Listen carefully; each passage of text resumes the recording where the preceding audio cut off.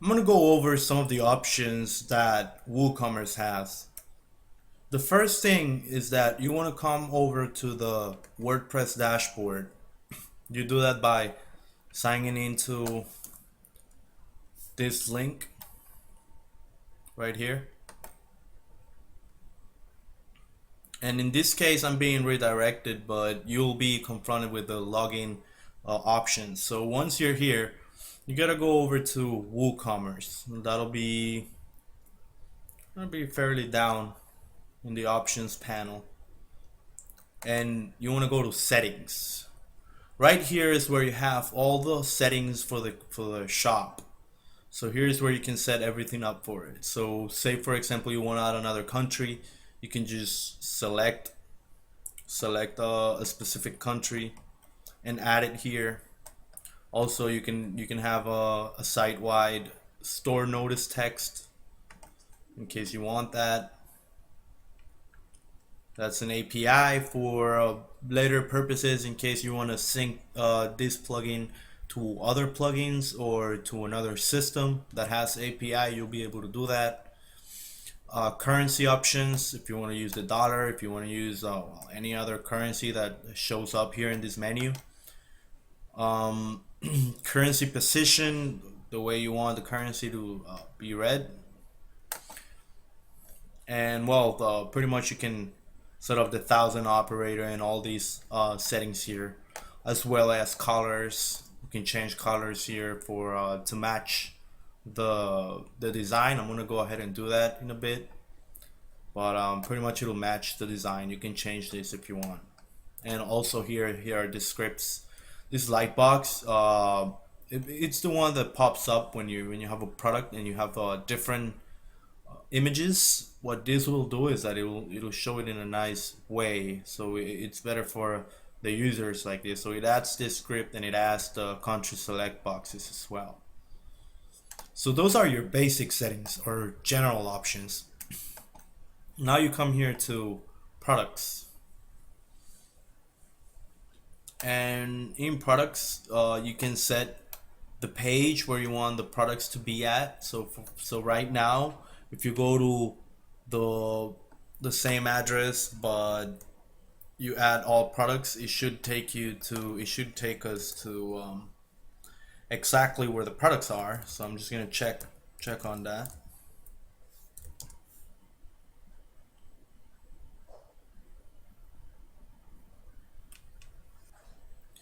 So here is the all products page, and pretty much is your presentation page.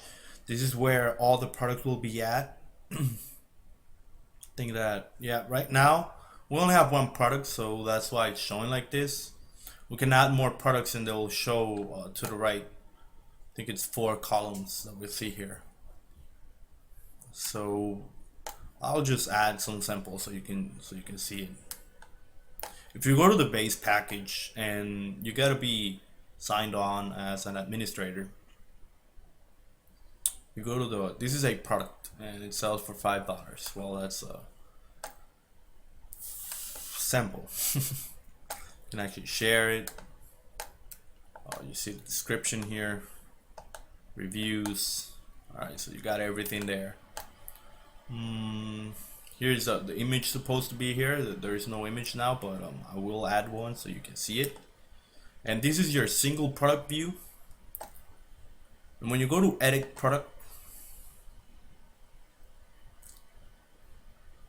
you will see the options for the product, but I'll go over them in a later on.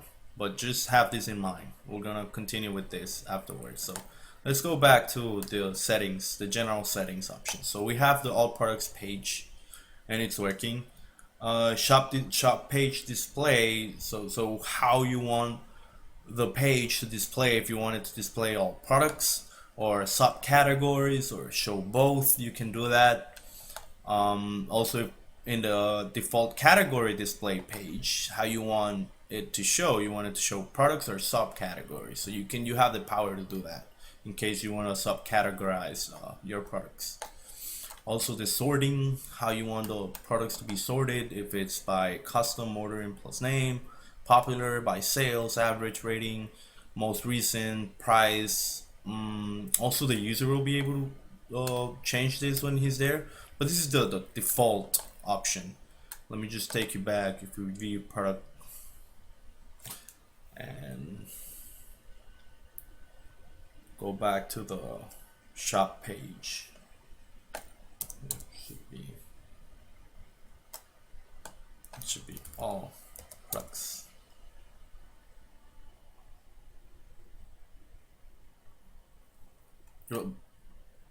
It's not here, but maybe I can see why it's not, but usually you have the options here where you can change those. All right. Well, you know you can do this from the back end anyway. Weight, unit, dimensions, etc. Well, these are pretty self-explanatory. I'm just gonna go ahead and go over the questions you asked. So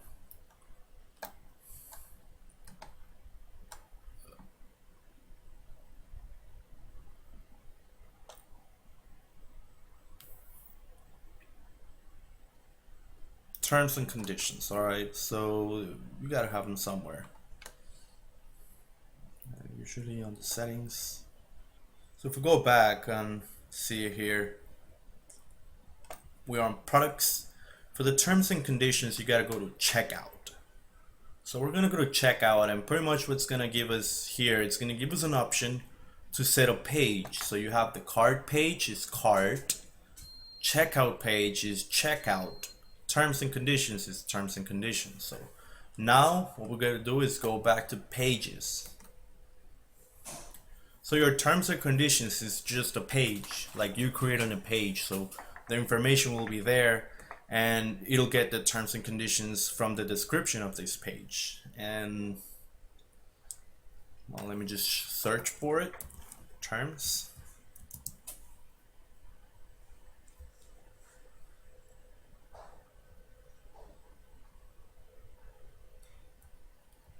Go down here, terms and conditions. They were created by user. This was created by Woocommerce itself. So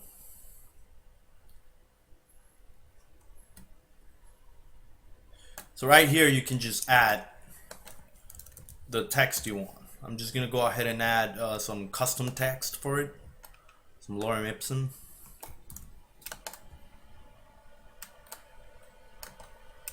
And that should be update. I'm just updating here. And you should be able to see the terms and conditions in the checkout page now. You can actually go ahead and add new stuff, you know, whatever you want. Okay, bold, just like using the regular WordPress page. That's pretty much it. And you can see other pages are here as well. Like for example, if I go to cart, we'll find it here. But I wouldn't touch this page because all it has is a shortcode. So you see, so it's already set with WooCommerce. You know, you set the appearance of this. You gotta change it with code and something else. So let's go back to the settings menu. Go to WooCommerce settings. Well, let's go see another question. So that's where the terms and conditions are. Direct bank transfer, okay. Again, in checkout, you're gonna have many options for the checkout, you know. Right now, it is using direct bank transfer. That is a default option. So if you go here,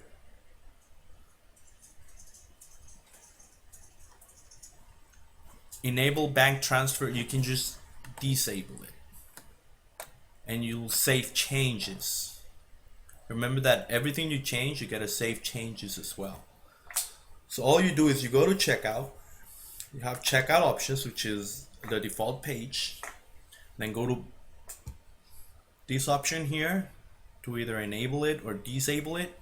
Usually I like to enable it because I can run tests, with it, without having to pay. Also, you have the other option, which is check a payment. Again, you can disable it. Cash on delivery. This Miragy checkout and PayPal. These are the custom options. Now there is the authorize.net options. Let me just go and check out the page. So I found a plugin here that already takes authorize.net. All we gotta do is add it. Again, we can add it right from the shop if you didn't know this. Add new. Everything that is in the WordPress repository you can just download from here. Authorize.net.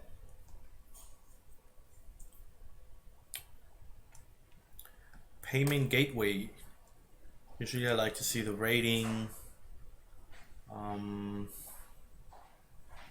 Based on 7 ratings only. Based on 3 ratings only. So they're alright, but they'll do the job. This one says there's no SSL required. You can still use one if you want. I'm gonna show you. I'm just gonna install this one. Let's try this one. What it'll allow you to do is add this payment gateway in Woocommerce, so you'll be able to see it. I'm gonna show you right now.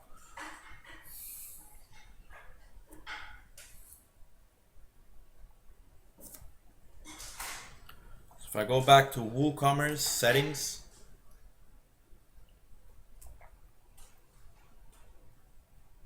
checkout, and right here you will find authorize.net as well as PayPal. So you can set your PayPal options as well as authorize.net. So your email, receiver email, payment action, these are the settings you have for the PayPal, the payment gateway. If you want to use a PayPal sandbox or not. If you want to enable debug load, log, payment action,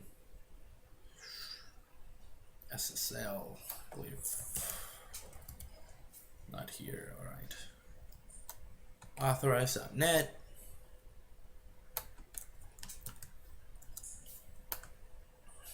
I'm just gonna go ahead and, well, I don't think I can enable it until you have your login ID, transaction ID, transactions, and your, well, until you have those two, you will need to get these from authorize.net, from your client's account, as well as PayPal. So once you set those, once you add the emails and whatever, and the passwords you need, the identity token, these 3 things here, all you do is enable. Like, this is actually enabled now. Let me see if I can enable this one, but for it to work you will need to actually set it, so remember that. Oh, it did work. So if I go and add a product,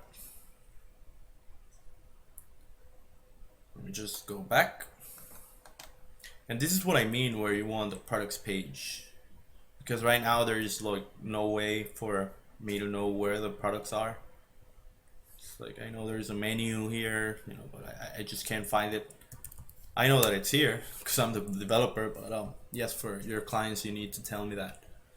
I think you wrote it, but just let me know. So I will add to cart.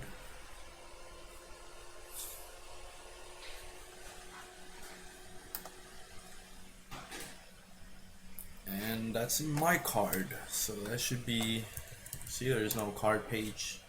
I can actually add a cart box right here. A lot of websites have those in this small page, small space. So right, this is the cart. This is how it looks. You can apply coupons and stuff. And time is running out here. I'm gonna go ahead and start a new video. You can start watching this one while I make the other one. So I'll let you know.